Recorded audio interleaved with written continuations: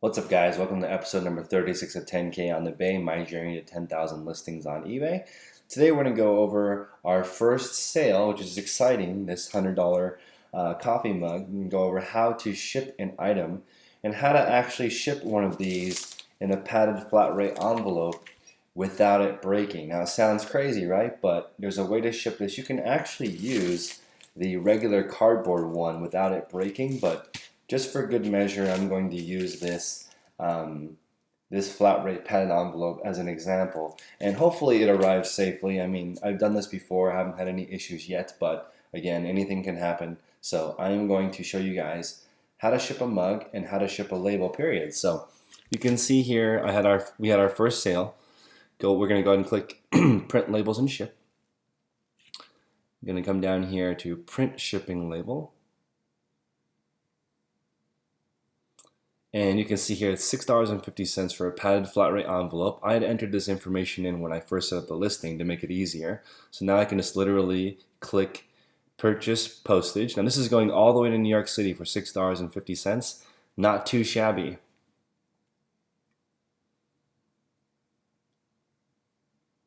Alright, gotta log into my PayPal account.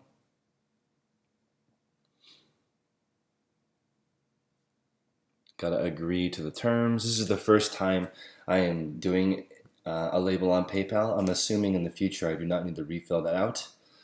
But I am in PayPal jail right now, so they're holding my funds for right now. So all this stuff is coming out of pocket, which is why I think it's really important for you guys to understand that it takes a little bit of time to build up your account. You need a little bit of capital. So here, I don't know why it defaults to 3 pieces of paper. Let's just do 1. We're going to print this label right now, and it's going to print while we put together the rest of the stuff. I have wireless printing set up. That's sort of awesome when you're first starting. I still use a laser printer, but of course in the future I recommend you guys actually get a thermal printer once you get up to size. Cool. So the printer's going. I'll wait for that to print so that the sound goes away, and we'll get this mug shipped. Alright, hopefully you guys can see this.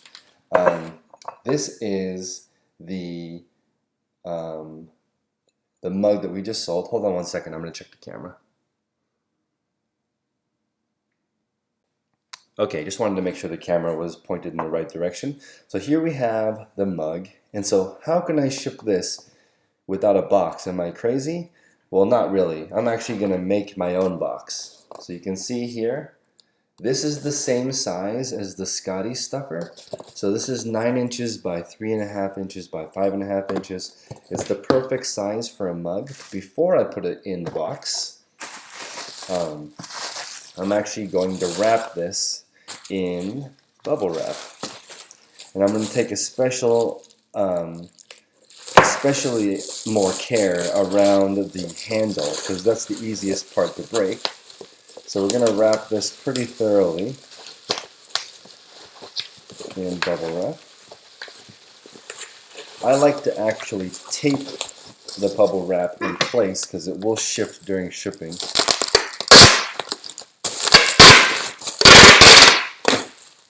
Sorry, that's probably super loud.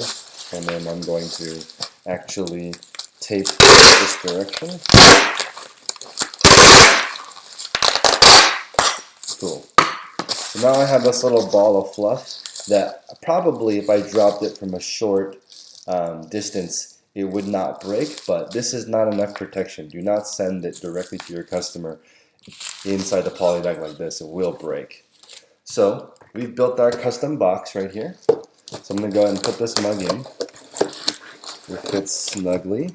And then since the padded flat rate envelope does not have a weight restriction, make sure that you use as much material as you can to protect it. So normally I would cut this off if I was trying to save weight, but I'm just going to fold it in to give it a little, actually fold it over and give it a little bit extra cushion. Also remember, if you're going to recycle Amazon boxes like this one, make sure you remove your contact information on it. For me, it's not a super big deal because this the address on here is the same as my return address for my P.O. box. But now you have this box right here. If you were to ship this to New York City, it would be over $10 because of the weight restriction. This is about 2 pounds, believe it or not. But we're going to throw this into the padded flat rate envelope. It's going to be a tight fit. Actually, let me tape this down to make sure it's going to fit in this box. It's going to be a tight fit, so you want to make sure it's as compact as possible before you try to ship it in a box. Okay. And again, there's no weight restriction on this. One more piece of tape for good measure.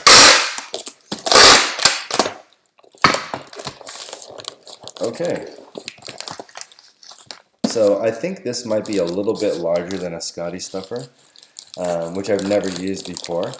But this should slide over this.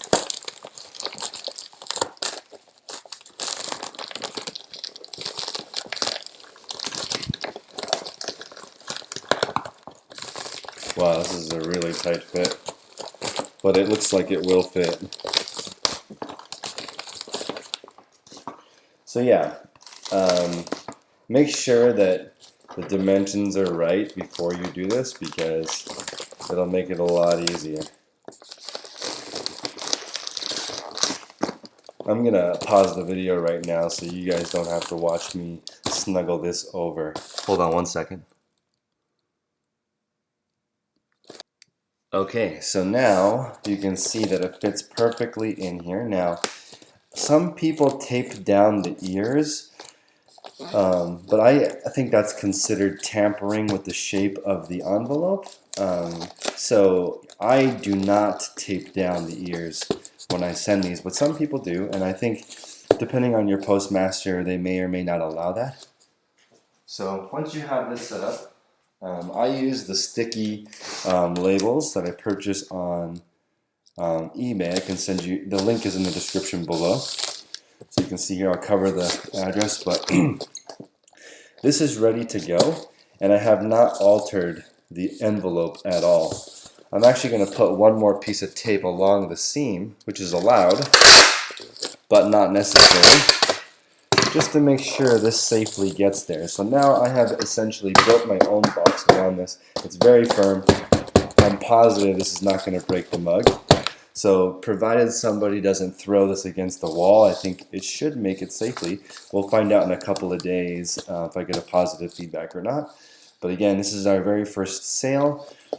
If you look online at the Scotty stuffer, it's a little bit smaller than the box I made, so I think it'll fit in here a little bit less snug, which is great because it took me about 1.5 minutes to get this on there. One pro tip is you can cut a hole in the other side. Not cut a hole, but just poke a tiny hole so that the air can pass through here, so it's easier to slide on. I did not follow my own advice, but I have done this more than a few times. And again, I'm not going to tape down these ears. If you like this video, please like and subscribe. This is something that I have done a couple of times, and this is our first sale. So tomorrow I plan on listing the other 24 items, and let's get this going. Have a great day, guys.